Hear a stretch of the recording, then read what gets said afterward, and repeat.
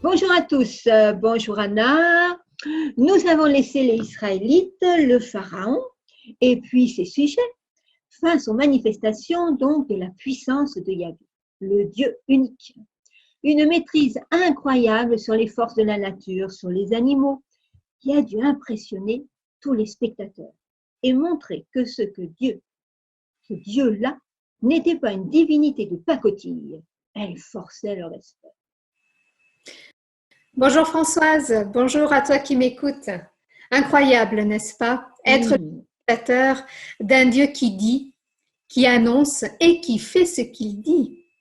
Moïse et Aaron sont certes ses porte-paroles. Ils sont les vitrines de ce Dieu inconnu pour beaucoup, parfois oublié par certains, et puis peut-être pas si connu que ça, ou un peu plus, comme le Dieu des ancêtres, celui des patriarches, Abraham, Isaac et Jacob. Mais du coup, le Dieu des pères était-il vraiment connu par ces Israélites, vivant depuis des siècles en Égypte sous l'emprise des mauvais traitements du Pharaon? Oh, probablement, c'est sûr. Ils avaient leur histoire orale, la vie de leurs ancêtres, leur aventure avec Dieu. Oui, oui, oui, oui, comme on la connaît, nous aussi. Mais je crois en effet qu'ils avaient besoin de le découvrir par eux-mêmes. Tout à fait, Françoise. Il y a une différence à raconter les aventures de quelqu'un d'autre et nos propres aventures. Raconter l'expérience de mon père ou de mon grand-père ou d'une amie, voire d'un inconnu, peut inspirer et faire rêver. Mais lorsque je vis moi-même une expérience forte, incroyable, alors là, c'est tout autre chose. Bien sûr, les Israélites connaissaient les prodiges que Dieu avait accomplis dans la vie des ancêtres. Abraham, Isaac, Jacob, Joseph. Mais là, c'était leur propre histoire, et donc cela devenait leur prodige. En voyant Dieu agir, ils apprennent à mieux le connaître. Ils ont certainement senti leur confiance en lui grandir et devenir plus forte. Oui, et ils vont avoir besoin de cette confiance, aveugle, ai-je envie de dire, pour la suite des événements. Aveugle, tu veux dire une confiance comme celle du petit enfant qui accepte de se jeter du haut d'un mur dans les bras de son papa qui lui tend, sans avoir peur de tomber, sans douter de sa force pour le rattraper. Oui, c'est de cette confiance dont je veux parler, Françoise. Une confiance aveugle parce qu'elle ne voit pas obligatoirement toutes les raisons d'obéir, qu'elle ne comprend pas tout ce qui lui est demandé ou pourquoi. Vois-tu un tout petit enfant à qui son papa ou sa maman lui dit de ne pas s'approcher du feu de cheminée, ne sait pas que ce feu si agréable par sa douce chaleur peut le brûler s'il s'en approche trop près. Pourtant, il décide et il choisit de faire confiance aveuglément aux avertissements de son papa ou de sa maman, même s'il ne comprend pas. Et donc, il agit comme il lui demande. L'enfant obéit, non par peur ou obligation alors, mais avec confiance. Il sait que ses parents veulent le meilleur pour lui. C'est ça. Les Israélites vont apprendre à placer leur confiance en ce Dieu, connu par les histoires du passé, mais qu'ils découvrent là maintenant agissant pour eux dans leur vie très concrètement. Dieu a entendu leurs plaintes, leurs cris, leurs souffrances. Il est venu en envoyant Moïse et Aaron pour les délivrer. Exactement. Et nous sommes aux portes de cette délivrance. Eh bien, aux portes, mais de quelle porte tu parles, Anna? Eh bien, après avoir manifesté par toutes sortes de signes et de prodiges sa force et son autorité, Dieu demande au Pharaon, par l'intermédiaire de Moïse et Aaron, bien sûr, qu'il laisse son peuple partir. Or, comme on l'a vu, le Pharaon est extrêmement énervé, excédé, au point de mettre Moïse et Aaron dehors. Il ne veut plus ni les voir, ni les entendre. Les négociations sont terminées. Oh là là, en agissant ainsi, il montre qu'il refuse définitivement de laisser les Israélites partir. Et aussi en mettant Moïse et Aaron dehors. Mais c'est Dieu lui-même qu'il refuse de voir, d'écouter. il jette Dieu lui-même hors de sa vue, hors de sa vie. Oui, le Pharaon est arrivé à ce point de non-retour. Ce n'est pas Dieu qui le rejette ou l'exclut, c'est lui qui exclut Dieu de sa vie. En agissant ainsi, il refuse de lui faire confiance lui aussi. Il refuse de le voir comme un Dieu grand et puissant, et certainement plus grand et plus puissant que les dieux qu'il adore lui-même. Mais dis-moi alors, oui, j'éprouve de la tristesse pour lui quand même. Les signes et les prodiges peuvent aider à avoir confiance, ou pas alors, finalement. Eh oui, en tout cas, si on ne veut pas les voir ou les reconnaître pour ce qu'ils sont, alors les signes et les prodiges, les plus grands qu'ils soient, ne servent à rien. Au contraire, ils peuvent amener la personne à être énervée, ils peuvent pousser cette personne à l'entêtement jusqu'au rejet de celui qui en est à l'origine. Mais alors, les Israélites sont perdus. Ils n'ont plus aucune chance de s'en sortir.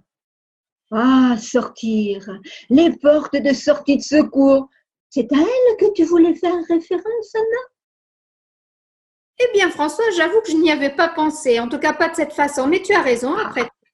Puisque l'entrée principale, officielle, se ferme définitivement, Dieu va utiliser d'autres portes. Et pour cela, il va demander aux Israélites de lui faire plus que jamais confiance. Ouh, tu m'intrigues. Que va-t-il leur demander?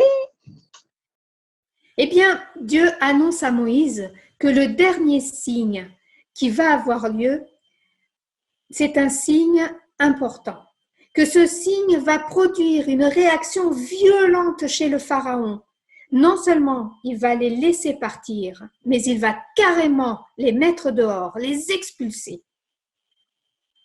Oui, carrément. Alors là, pour quelqu'un qui voulait les garder à tout prix, ben, que va-t-il se passer pour que le pharaon ait une réaction aussi violente? Face à tous ces signes précédents, beaucoup ont cru parmi les Égyptiens. C'est-à-dire qu'ils ont reconnu que ce Dieu était capable de grands signes, que ce Dieu était grand, digne d'être écouté et qu'on pouvait lui faire confiance, placer en lui notre confiance. Au fur et à mesure, il est devenu même un Dieu plus puissant que les dieux égyptiens, car aucun des magiciens et des prêtres égyptiens n'arrivait à faire les mêmes prodiges que Moïse et Aaron de la part de leur Dieu. Alors, leur Dieu était incapable de suivre le Dieu des Israélites dans ses manifestations puissantes et maîtrisées. Il commençait et il arrêtait ce qu'il voulait. Alors, on peut lire la conséquence de ces signes dans le cœur de beaucoup d'Égyptiens. Leur façon de voir, de considérer les Israélites a changé. Beaucoup, pendant toutes ces années, étaient devenus pour eux des moins que rien, juste bons à être une main-d'œuvre gratuite. Ils les utilisaient sans aucun respect, sans considération. La valeur de leur vie n'avait que peu d'importance. Ils pouvaient bien mourir d'épuisement ou de mauvais traitements, cela ne les touchait en rien. Il y en avait même tant qu'après tout, quelques-uns qui meurent, il y en a toujours d'autres pour les remplacer. Alors, en constatant que le Dieu des Israélites était puissant, qu'il agissait pour son peuple, ils ont découvert que ce fameux peuple n'était peut-être pas si nul, qu'il n'était pas orphelin, abandonné. Ils ont changé leur regard sur eux et ils les ont considérés avec beaucoup de faveur. Tu veux dire alors qu'ils ont commencé à avoir du respect pour eux, de l'admiration, voire peut-être même de l'envie. L'envie d'avoir le même Dieu qu'eux? Je pense, il me semble qu'en lisant l'histoire des Israélites, je perçois cela. Où vois-tu, Françoise, en agissant pour eux, face à tous les Égyptiens et au Pharaon lui-même, Dieu a rendu la valeur à chaque Israélite. Il leur a rendu la fierté qu'ils avaient peut-être perdue au fil du temps. Tu sais, à force de se faire traiter de nuls, de misérables, d'esclaves, on peut finir par y croire. Et à l'époque, quand une personne ou un peuple ne parvenait pas à s'imposer, cela voulait dire qu'il était abandonné des dieux. Parfois, on pensait même qu'ils étaient maudits. par ses dieux. Je comprends. Après tous ces signes, Dieu montre que le peuple est aimé, soutenu par son Dieu, et que ce n'est pas le moindre, bien au contraire. Oui, et par son dernier signe, il va montrer qu'il n'y en a pas d'autre de Dieu. Dieu est le seul. Par cette dernière manifestation, Dieu va faire disparaître les dieux égyptiens en montrant qu'ils ne sont capables de rien. Il va aussi demander aux Israélites de lui faire confiance, de lui montrer à lui, le Dieu de l'univers, qu'ils le choisissent, qu'ils placent volontairement leur confiance en lui. Oui, Dieu laisse toujours libres les hommes de le suivre et de croire en lui. Tout à fait, Françoise. Et alors qu'il les prépare à partir, à prendre la route de la libération, il leur laisse le choix d'écouter ses directives et d'y obéir s'ils le veulent, et seulement s'ils le veulent. Comment vont-ils manifester leur confiance en Dieu? Eh bien, Dieu va leur demander de préparer un repas spécial et très simple. Un repas pris dans une ambiance particulière, dans le silence, debout. Ils ne seront pas assis à table comme d'habitude ou à genoux sur le sol devant leur table. Non, ils se tiendront debout, prêts à partir. Ils auront les sandales aux pieds et un bâton à la main. Les bagages seront faits. Ce repas va être composé d'une viande d'agneau, cuite avec simplicité sur les braises, accompagnée de pain sans levain et d'herbes amères. Ils utiliseront le sang de cet agneau qui ne sera pas inutile, qui n'aura pas coulé pour rien. Ils vont l'utiliser de la part de Dieu en le mettant sur la poutre supérieure et les montants de la porte de chacune de leurs maisons. Tu vois, ce repas n'est pas vraiment un repas de fête avec danse et musique, rires et accolades. Ce repas se vit dans l'attente d'un enjeu, d'un dénouement, d'un enjeu important, celui de la libération. Mais pour en bénéficier, un geste de confiance, une marque qui manifeste aux yeux de tous que chacun d'eux a choisi de placer sa confiance en Dieu et en lui seul, en désirant dépendre de lui, en restant sous sa protection.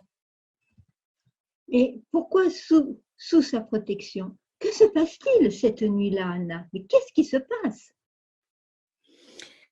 Eh bien, Dieu va traverser, dit-il, le pays d'Égypte. Et chez tous ceux qui n'ont pas cette marque sur la porte de leur maison, la mort de l'aîné des enfants sera constatée. Chez les humains comme dans le bétail. Mais ce que tu me dis là est terrible. Oui, ça l'est. Il y aura des cris et des pleurs à travers tout le pays. Au lever du jour, chaque famille constatera le décès du fils aîné ou de la fille aînée.